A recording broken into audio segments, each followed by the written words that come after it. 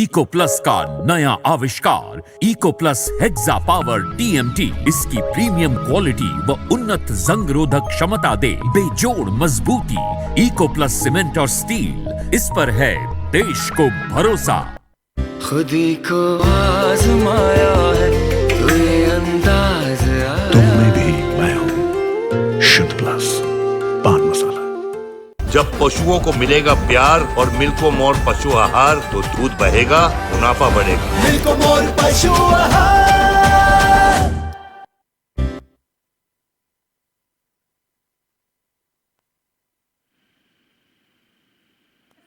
और सबसे पहले बात करेंगे इंदौर की।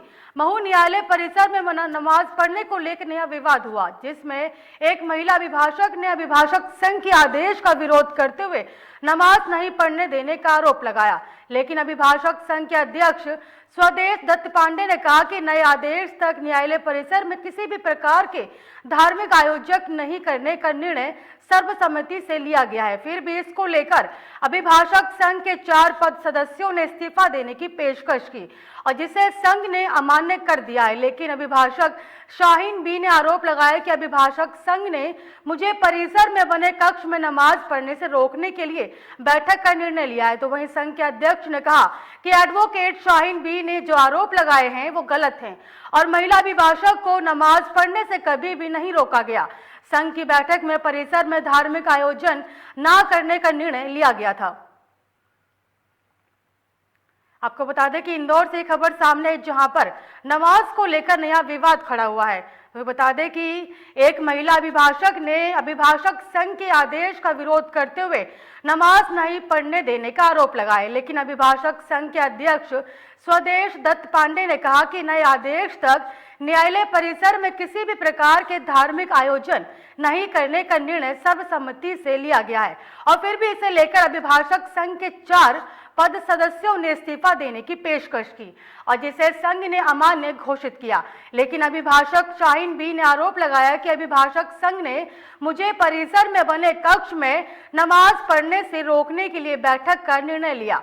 तो वहीं संघ के अध्यक्ष ने कहा कि एडवोकेट शाहीन बी ने जो आरोप लगाए हैं वो गलत हैं और महिला अभिभाषक को नमाज पढ़ने से कभी भी नहीं रोका गया। तो वहीं संघ की बैठक में परिसर में धार्मिक आयोजन न करने का निर्णय लिया गया।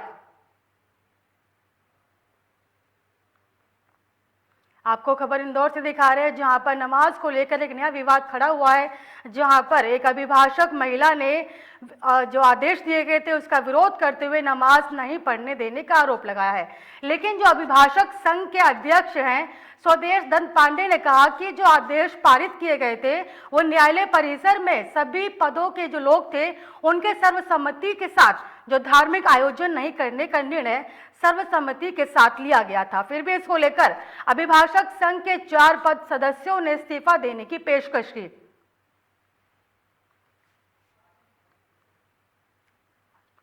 इस खबर पर तमाम जानकारी के साथ संवाददाता वाजिद अली फोन लाइन पर जुड़े हैं। ये बताइए कि जो मामला सामने आया जहां पर एक महिला जो अभिभाषक महिला है उसके जरिए ये आरोप लगाए गए हैं कि जो नमाज नहीं पढ़ने दी गई, उसको लेकर पूरा मामला क्या है? जी बिल्कुल, मैं आपको बताना चाहूंगा ये मामला इंदौर जिले का महू का है, जहां न्यायालय परिसर में एक महिला वकील जुमे की नमाज अदा कर रही थी। तभी साथी वकीलों ने उस पर आपत्ति जताते हुए कहा कि न्यायालय परिसर में नमाज ना पढ़े। इस पर महिला ने कहा कि जुमे की नमाज हमारे वहाँ पढ़ना फर्ज है और मैं नमाज पढ़ूंगी। जब विवाद गहराया तो अभिभाषक संघ के अध्यक्ष ने बीच बचाव किया। मामला महू न्यायालय परिसर में है, जहां नमाज पढ़ने को लेकर एक नया विवाद हुआ, जिसमें एक महिला अभिभाषक ने अभिभाषक संघ के आदेश का विरोध करते हुए नमाज नहीं पढ़ने देने का आरोप लगाया है। लेकिन अभिभाषक संघ के अध्यक्ष से जब हमने बात की तो उन्होंने कहा कि यह आदेश न्यायालय परिसर में किसी भी प्रकार के धार्मिक आयोजन को नहीं करने का निर्णय सर्वसम्मति से लिया गया था पूर्व में, इसी के चलते उन्हें रोका गया था। फिर भी इसको लेकर अभिभाषक संघ ने उनके 4 पदाधिकारियों ने इस मामले में विरोध जताते हुए इस्तीफा दे दिया। जी वाजिद ये बताइए, जो महिला अभिभाषक को नमाज पढ़ने से रोका गया, उस महिला का क्या बयान सामने आया और क्या कार्रवाई देखने को मिल रही है? जी, महिला का कहना है कि जुमे की नमाज है और जुमे की नमाज अदा करना अनिवार्य होती है, इसलिए वो जुमे की नमाज अदा कर रही थी और वो अभिभाषक कक्ष में जुमे की नमाज अदा कर रही थी और जिसके चलते उनको रोका गया और उनकी धार्मिक भावनाओं को ठेस पहुंचाई गई। जी, लेकिन वाजिद, जो महिला ने आरोप लगाए उसका उल्टा ही जो अध्यक्ष है उन्होंने कहा है कि सर्वसम्मति से फैसला लिया गया था कि कोई भी धार्मिक आयोजन नहीं किए जाएंगे।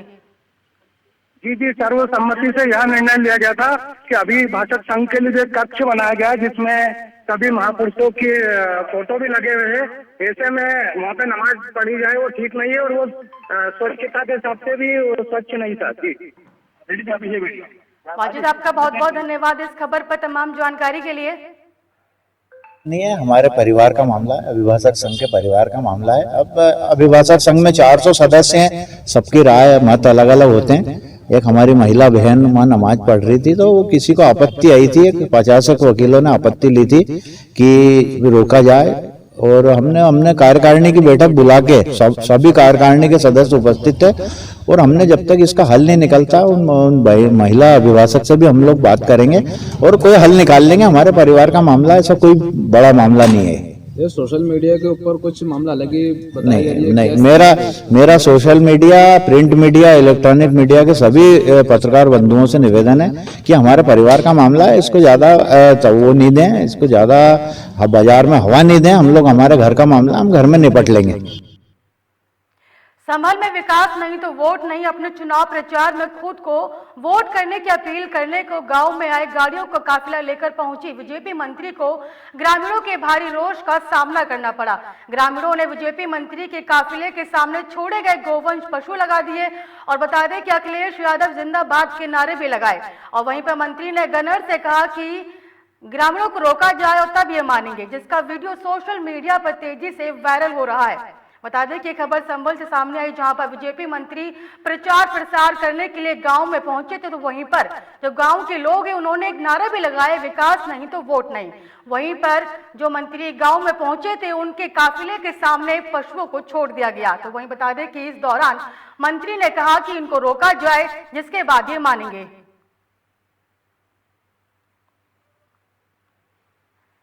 आपको एक खबर संभल से बता रहे हैं, जहां पर ग्रामीणों का रोष लगातार देखने को मिल रहा है। तो वहीं बीजेपी मंत्री प्रचार प्रसार करने के लिए पहुंचे थे और इस दौरान ग्रामीणों में काफी रोष देखने को मिला। तो वहीं ग्रामीणों ने आक्रोश में आकर जो मंत्री थे उनके काफिले के सामने गोवंशों को छोड़ दिया। तो वहीं पर इस खबर पर तमाम जानकारी के साथ संवाददाता गजेंद्र फोन लाइन पर जुड़े हैं। गजेंद्र, ये बताइए, बीजेपी मंत्री गांव में अपने प्रचार प्रसार के लिए पहुंचे थे और इस दौरान ग्रामीणों में काफी रोष देखा गया।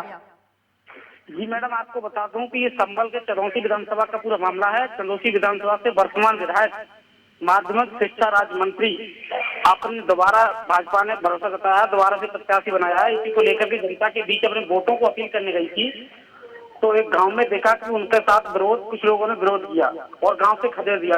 गांव से खदेड़ने के बाद राज्य मंत्री कहती हुई दिखाई दे रही हैं अपने गनर से कि इस तरह से ये नहीं मानेंगे और पटक पटक के इनको मारो। तो इस तरह का ये विवादित बयान इनका आ रहा है, पहले भी इनका विरोध हो चुका है। जी मैडम। गजेंद्र, ये बताइए कि जो प्रचार प्रसार किया गया था इस दौरान अखिलेश यादव के नारे भी लगाए गए। जी मैडम, काफी तेज, काफी देर काफी लोगों ने विरोध किया था। अखिलेश यादव जिंदाबाद के नारे लगे थे। इनका लगातार पहले भी कई विरोध हो चुके हैं। लगातार ग्रामीण इन्हें खदेड़ रहे हैं। उनका साफ तौर पर आरोप है कि 5 साल से कभी गांव में नहीं आई, जबकि चुनाव नजदीक आता तभी गांव में वोटों की अपील करने आती है, जीतने के बाद से नहीं आती है। तो इनको टिकट होने के बाद भी कुछ कार्यकर्ता भाजपा के पदाधिकारियों ने भी इस्तीफा दिया है और काफी विरोध भी किया था। उसके बावजूद भी भारतीय जनता पार्टी ने इन पर भरोसा जताते हुए दोबारा प्रत्याशी बनाया। इस बात को लेकर के पूरी तरह से क्षेत्र में बहुत ही मतलब जनता विरोध कर रही है। इनका पूरी तरह से मन बना चुकी है इनके खिलाफ। गजेंद्र, इसका वीडियो भी सोशल मीडिया पर तेजी से वायरल हो रहा है। अब जो वीडियो वायरल हुई है उसके बाद बीजेपी मंत्री का कोई बयान सामने आया? जी मैडम, मैं आपको बता दूं, ये 1 सप्ताह पुराना वीडियो बताया जा रहा है जिस पर तरह तरह की सोशल मीडिया पर वायरल होने के बाद तरह तरह की प्रतिक्रिया भी आ रही हैं और माध्यमिक शिक्षा मंत्री से हमने बात करने की कोशिश की, उन्होंने बात करने से साफ मना करती नजर आई, कोई प्रतिक्रिया देने से साफ इनकार कर दिया। गजेंद्र, आपका बहुत बहुत धन्यवाद इस खबर पर तमाम जानकारी के लिए।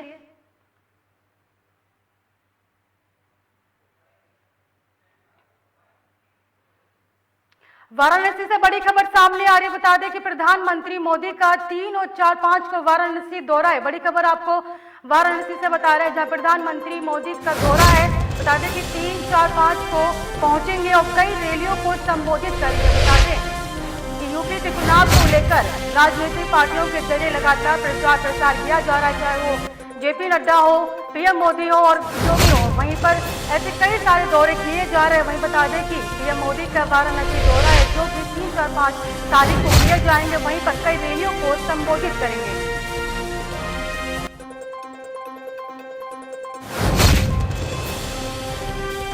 बड़ी खबर आपको वाराणसी से बता रहे हैं, जहां पीएम मोदी का दौरा है। और आपकी जानकारी के लिए बता दें कि दौरे 3, 4, 5 को किए जाएंगे और साथ ही कई रैलियों को संबोधित भी करेंगे और अपने प्रत्याशियों को वोट करने की अपील भी करेंगे।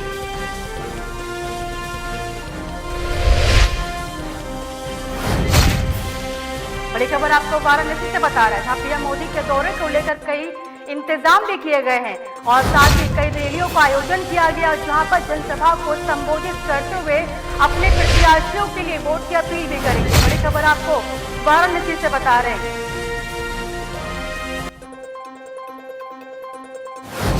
बता दें कि प्रधानमंत्री के दौरे को लेकर कई कड़े इंतजाम किए गए, पुलिस पर तैनाती की जाएगी और साथ ही कई रैलियों का आयोजन भी किया गया है।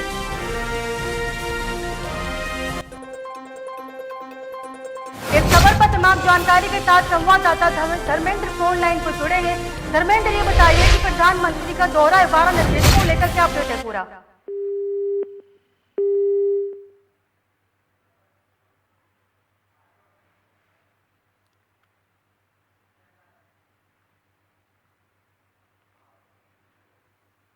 खबरों में आगे बढ़ेंगे, बात करेंगे हरिद्वार की। रविदास आचार्य सुरेश राठौर ने कहा कि जनता के उत्साह से लगता है हम भारी वोटों से जीतेंगे और सबका साथ, सबका विकास, सबका विश्वास। और ज्वालापुर विधानसभा में भारतीय जनता पार्टी के प्रत्याशी ग्रुप में लोगों का भारी समर्थन मिलता हुआ नजर आ रहा है, तो मैं सबका बहुत बहुत आभार व्यक्त करता हूं।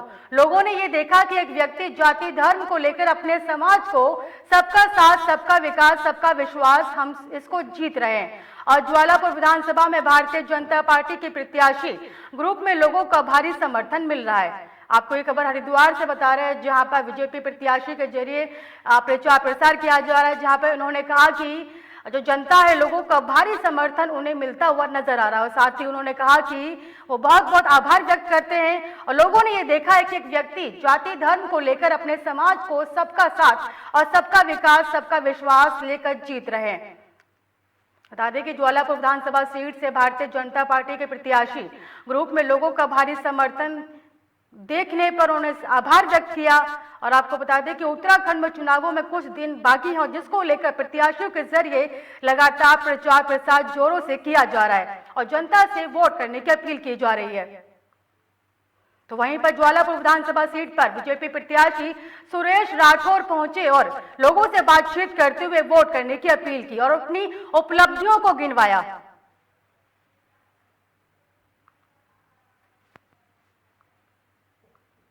आपको बता दें कि ज्वालापुर विधानसभा सीट पर सुरेश राठौर पहुंचे थे, जहां पर जनता से बातचीत करते हुए अपनी उपलब्धियों को गिनवाया और कहा।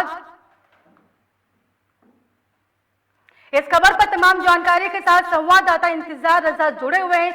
इंतजार रजा, ये बताइए कि बीजेपी पार्टी के जरिए लगातार प्रचार प्रसार किया जा रहा है, तो वहीं पर बीजेपी के प्रत्याशी सुरेश राठौर ज्वालापुर विधानसभा सीट पर पहुंचे और जनता से वोट करने की अपील की।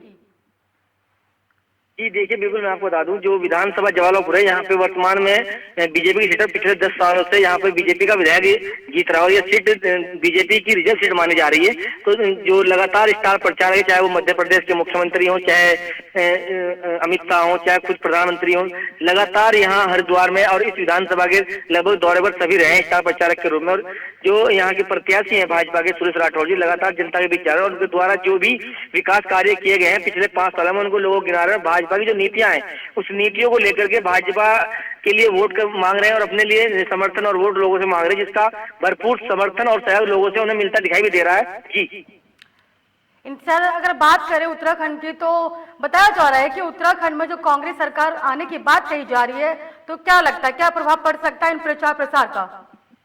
जी देखिए, बिल्कुल आपको बता दूं, जो इस बार पिछली बार जो भाजपा की यहाँ सरकार आई थी वो पूर्ण बहुमत सरकार थी, लेकिन इस बार जो लोगों की जो परिवर्तन की जो चीजें देखने को मिल रही है, जैसे आजाद समाज पार्टी का यहाँ चुनावी दौर शुरू हो गया है, आम आदमी पार्टी का चुनावी दौर शुरू हो चुका है, 2 अन्य पार्टियां यहाँ मैदान में आ चुकी है। तो पहले यहाँ कांग्रेस और भाजपा यहाँ मेन पार्टी हुआ करती थी, लेकिन अब यहाँ 5 पार्टियों के बीच चुनाव हो रहा है, जिससे साबित बिल्कुल साफ देखा जा रहा है कि इस बार किसी भी पार्टी की पूर्ण बहुमत सरकार यहाँ आने की संभावना नहीं है। गठबंधन की सरकार बनने की संभावना यहाँ पे जताई जा रही है। जी इंतजार आपको वो तो आने वाला वक्त बताएगा कि क्या परिणाम होंगे। इंतजार आपका बहुत बहुत धन्यवाद इस खबर पर तमाम जानकारी के लिए। भारी उत्साह से लगता है हम बम्पर वोटों से जीतेंगे, बस इतना ही कह सकता हूँ। भारी मतों से जीतेंगे। जनता का रुझान है, हिंदू मुस्लिम सिख ईसाई भारतीय जनता पार्टी के साथ खड़ा है। सबका साथ, सबका विकास, सबका विश्वास, हम इसको जीत रहे हैं। और ज्वालापुर विधानसभा में भारतीय जनता पार्टी के प्रत्याशी के रूप में लोगों का भारी समर्थन मिल रहा है, वो सभी समाज का मिल रहा है। और कट्टर जो पहले नीले झंडे के नीचे थे, आज वो भगवा झंडे के नीचे आ गए हैं। तो मैं सबका बहुत बहुत आभार व्यक्त करता हूं। जब लोगों ने ये देखा कि एक व्यक्ति किसी जाति धर्म को लेकर अपने समाज को इकट्ठा कर सकता है, तो रविदासियों के समाज के मन में भी ये बात आई कि हम अपने समाज के व्यक्ति के साथ खड़े हो सकते हैं। विधानसभा चुनाव 14 फरवरी 2022 को चुनाव ड्यूटी और चुनाव को सकुशल संपन्न कराए जाने के लिए जनपद और गैर प्रांतों से आए होमगार्ड जवानों को पुलिस लाइन रोशनाबाद के सभागार में एसएसपी डॉक्टर योगेंद्र सिंह रावत और महोदय और अन्य पुलिस अधिकारियों द्वारा विस्तृत रूप से चुनाव ड्यूटी के संबंध में ब्रीफ किया जा रहा है। आपको बता दें कि उत्तराखंड में 14 फरवरी को चुनाव है, जिसको लेकर पुलिस प्रशासन सतर्क होता हुआ नजर आ रहा है। तो वहीं बता दें कि चुनाव को सकुशल संपन्न कराए जाने के लिए जनपद और गैर प्रांतों से आए होमगार्ड जवानों को पुलिस लाइन रोशनाबाद के सभागार में एसएसपी डॉक्टर योगेंद्र सिंह रावत और महोदय और अन्य पुलिस अधिकारियों द्वारा विस्तृत रूप से चुनाव ड्यूटी के संबंध में ब्रीफ किया जा रहा है।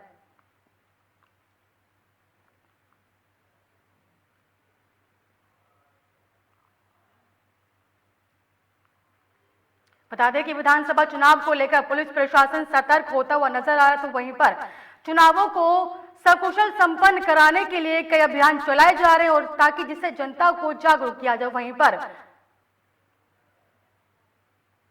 इस खबर पर तमाम जानकारी के साथ संवाददाता इंतजार फोन लाइन पर जुड़े हैं। इंतजार, ये बताइए कि जो चुनाव होने वाले हैं उनको लेकर पुलिस प्रशासन सतर्क होता हुआ नजर आ रहा है और साथ ही चुनावों को सकुशल संपन्न कराने के लिए कई अभियान भी चलाए जा रहे हैं। जी देखिए, मैं बिल्कुल आपको बता दूं, उत्तराखंड में 2022 विधानसभा चुनाव होना है, तो जिसको लेकर हरिद्वार जो पुलिस प्रशासन है वो पूरी तरह सतर्क हो चुका है और अपनी जो तैयारियां हैं उनको लेकर पूरी तरह सतर्क है, क्योंकि एक ही दिन बचा चुनाव को लेकर के। तो जो हरिद्वार के पुलिस फोर्स है और अन्य जिलों से जो पुलिस फोर्स यहाँ पे मंगाई, चाहे वो होमगार्ड या अन्य पुलिस फोर्स को मंगाया, तो उसको खुद एसएसपी हरिद्वार के द्वारा ब्रीफ किया जा रहा है कि किस तरीके से आपको इस जो चुनावी ड्यूटी है और जो एक चुनौती भी बना हुआ है पुलिस प्रशासन के सामने कि इसको किस तरीके से आपको सुरक्षा सुविधा के साथ निपटाना है। जी इंतजार, चुनावों के साथ कहीं ना कहीं अगर कोरोना की बात की जाए तो कोरोना को लेकर क्या इंतजाम देखे जा रहे हैं? जी देखिए जो हरिद्वार जिला प्रशासन है वो पहले से ही कोरोना को लेकर के पूरी तरह अलर्ट है और जगह जगह यहाँ जो मास्क का जो प्रयोग है उसको लेकर के सभी को फोर्स किया जा रहा है और हमने जो आरटीपीसीआर है और एंटीजन टेस्ट की जो प्रक्रिया वो लगातार पहले से यहाँ पे लगातार चलती नजर आ रही है। जो टीकाकरण शुरू हुआ है, जिसको फर्स्ट डोज, सेकंड डोज या बूस्टर डोज, जो जिस प्रक्रिया में लगती हुई है वहाँ लगातार वो बूथ और सेंटर्स लगाए गए हैं, जहाँ पर जो कोरोना से निपटने के लिए जो हरिद्वार जिला प्रशासन उसकी तरफ से तैयारियां पूरी हैं। जी इंतजार, आपका बहुत बहुत धन्यवाद इस खबर पर तमाम जानकारी के लिए। 70 विधानसभाओं में 10 से 15 ऐसी सीटें होंगी जिसमें आरक्षण का अंतर 1000 से कम का होता है, कई जगह तो 100 से कम का होता है, 4-5 की ऐसी होती है तो 100 से कम का होता है। और यहाँ ऐसे उदाहरण हैं यहाँ पर 3 वोट और 1 वोट से वो आरक्षण का विधानसभा का एक ईवीएम मशीन में आप बात करेंगे आगरा की। आगरा से बड़ी खबर सामने आ रही है। बता दें कि पुलिस की सतर्कता से लूटने से बचा एटीएम। बड़ी खबर आपको आगरा से बता रहे हैं, जहां पुलिस प्रशासन की सतर्कता से एटीएम को लूटने से बचाया गया। थाना सिकंदरा क्षेत्र के सेक्टर 11 में एटीएम तोड़ने का प्रयास किया गया था। एटीएम खोलने के प्रयास में सफल नहीं हो पाए और हो सके तो बता दें कि प्रभारी निरीक्षक बलवान सिंह सहित थाना पुलिस मौके पर मौजूद रहा और साथ ही जांच में पुलिस प्रशासन जुटा रहा और साथ ही सीसीटीवी फुटेज के जरिए खंगाला जा रहा है सबूत। आपको बड़ी खबर आपको आगरा से बता रहे हैं, जहां पर पुलिस प्रशासन की सतर्कता के चलते एटीएम को लूटने से बचाया गया। बड़ी खबर आपको दिखा रहे हैं। बता दें कि पूरा मामला थाना सिकंदरा क्षेत्र के सेक्टर 11 का है, जहां पर एटीएम तोड़ने का प्रयास किया गया, लेकिन एटीएम तोड़ने और खोलने के प्रयास में सफल नहीं हो पाए। बता दें कि प्रभारी निरीक्षक बलवान सिंह सहित थाना पुलिस मौके पर मौजूद रहा और जांच में पुलिस जुटी रही है। इस खबर पर तमाम जानकारी के साथ संवाददाता मोहसिन फोन लाइन पर जुड़े हुए हैं। मोहसिन, ये बताइए कि आगरा में पुलिस की सतर्कता के चलते एटीएम को लूटने से बचाया गया, पूरा मामला क्या है?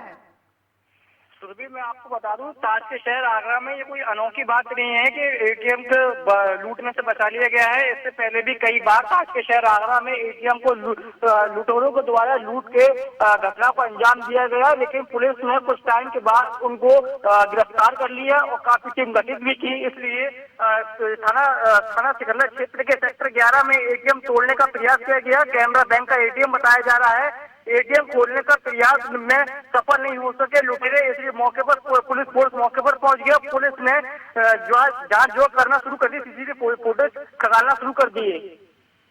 मोहसिन, ये बताइए कि जो मामला सामने आया इसके बाद अब पुलिस की क्या कार्रवाई देखने को मिल रही है? सुरभि, मैं आपको बता दूं, पुलिस बिल्कुल हरकत में आ गई है। बिल्कुल पुलिस अपनी पैनी नजर रखी हुई है। लगातार पुलिस ऐसे मामले कई सामने आते हैं ताज के शहर आगरा में, इसलिए पुलिस ने कई टीम गठित कर दी गई है। बहुत जल्द जो जिन्होंने प्रयास किया था एटीएम लूटने का, वो उन बदमाशों पर पुलिस की पकड़ होगी। मोहसिन, आपका बहुत बहुत धन्यवाद इस खबर पर तमाम जानकारी के लिए।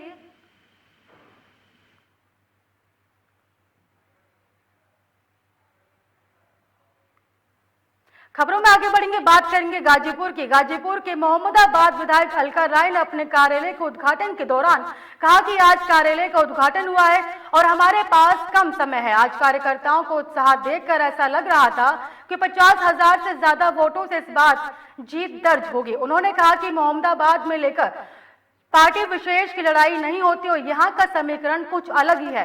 मोहम्मदाबाद में अपराधी और अपराधी के खिलाफ की लड़ाई है और इस बार योगी मोदी की लहर और विकास के मुद्दे के साथ आवास, मुफ्त अनाज के साथ अन्य मुद्दों पर चुनाव लड़ने की बात कही है। साथ ही उन्होंने माफियाओं पर बुलडोजर कलाऊ नीति पर कहा कि पहले पूर्वांचल में माफियाओं का बोलबाला था, जो योगी सरकार में खत्म हो चुका है। दरअसल वैदिक मंत्रोच्चार के बीच अलका राय ने पूजा पाठ कर हरिहरपुर गांव में मोहम्मदाबाद विधानसभा के बीजेपी के केंद्रीय चुनाव कार्यालय का नारियल फोड़ का शुभारंभ किया। बता दें कि गाजीपुर में अलका राय ने अपने कार्यालय का उद्घाटन किया और जहां पर उन्होंने अपने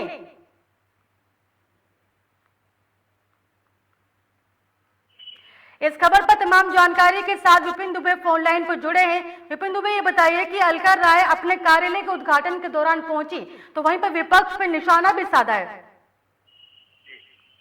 बिल्कुल बता दें कि मोहम्मदाबाद विधायक अलका राय जी ने अपने कार्यालय का उद्घाटन किया और उद्घाटन के साथ ही साथ उन्होंने कहा कि विपक्षियों को 50,000 वोटों से ज्यादा जीत के दिखाएंगे इस बार। विपिन, जहाँ पे अलका राय खड़ी हुई है सीट पर, वहीं पे उनके मुकाबले में मुख्तार अंसारी के बड़े भाई भी खड़े हुए हैं। जी बिल्कुल बता दें कि मुख्तार अंसारी के बड़े भाई खड़े हैं, लेकिन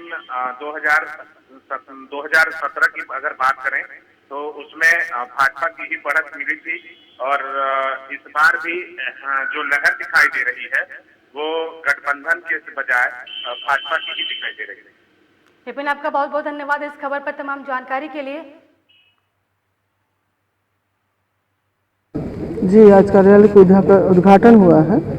हम लोग के पास तो कम समय रह गया है और हमारे कार्यकर्ता जितने हैं कार्यकर्ताओं का जो उल्लास और उमंग है उसको देख करके लग रहा था कि आज हम लोग 50 से ऊपर ही हमारा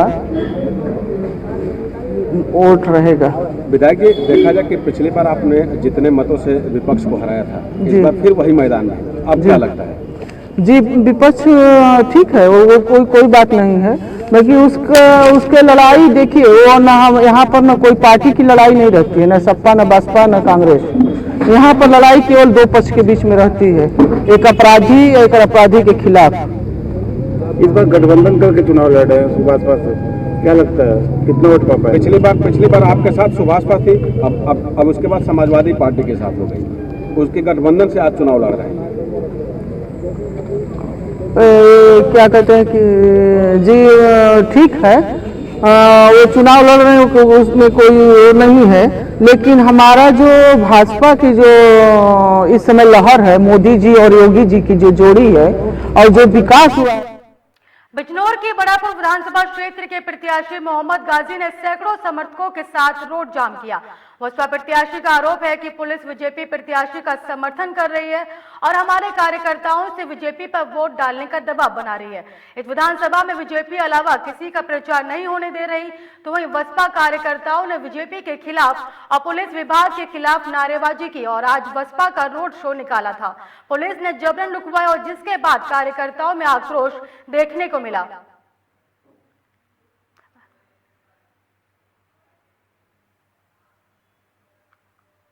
बात करेंगे अमेठी की। खबर अमेठी से है, जहां जमीनी विवाद और पुरानी रंजिश के कारण बदमाशों ने रात में सो रहे व्यक्ति के सिर पर वजनदार वस्तु से हमला कर मौत के घाट उतार दिया। मामला मुसाफिर खाना कोतवाली क्षेत्र के पलिया चंदापुर गांव का है। बता दें कि राम कृपाल चौहान हाईवे किनारे बने अपने मकान में अकेले सो रहे थे और इसी बीच हत्यारों ने अकेले होने का फायदा उठाया और सिर पर वजनदार वस्तु से प्रहार कर उसे मौत की नींद सुला दिया। सुबह घटना की जानकारी परिजनों को हुई और जिसके बाद गांव में हड़कंप मच गया और स्थानीय पुलिस को इसकी सूचना दी गई। तो वहीं मौके पर पहुंची मुसाफिर खाना पुलिस ने शव को कब्जे में लेकर पोस्टमार्टम की कार्रवाई शुरू कर दी है। और वहीं पर सीओ मुसाफिर खाना मनोज यादव ने बताया कि सुबह 8 बजे पुलिस को हत्या होने की सूचना मिली थी और पुलिस ने मौके पर जाकर छानबीन शुरू कर दी और मृतक के तहरीर पर मुकदमा दर्ज कर लिया गया है। जल्द ही हत्यारों को गिरफ्तार कर लिया जाएगा। आज लगभग 8 बजे के आसपास कोतवाली मुसाफिर खाना को यह सूचना मिली कि श्री राम कृपाल चौहान निवासी पलिया चंदापुर थाना मुसाफिर खाना की कुछ अज्ञात व्यक्तियों द्वारा मारकर हत्या कर दी गई। इस सूचना पर पुलिस तत्काल मौके पर पहुंची। शव को कब्जे में लेके पीएम के लिए मोर्चरी भेज दिया गया है। परिवारिक जन द्वारा एक लिखित तहरीर दी गई है। मुकदमा लिखकर आवश्यक कार्रवाई की गई। हमारे चाचा है। कैसे क्या हुआ, क्या घटना हुई? रात में लेटे रहे अकेले, 3-4 दिन से अकेले याद, बाकी पहले 3-4 दिन पकड़े थे। कहाँ लेटे थे? हाईवे वाले रोड पे, जो नया घर बना है हाईवे। अच्छा। वहीं पे बरामदे में लेटे थे। अच्छा। रात में पता नहीं कौन कैसे क्या हुआ, गए, उनको हत्या कर दी गई उनकी।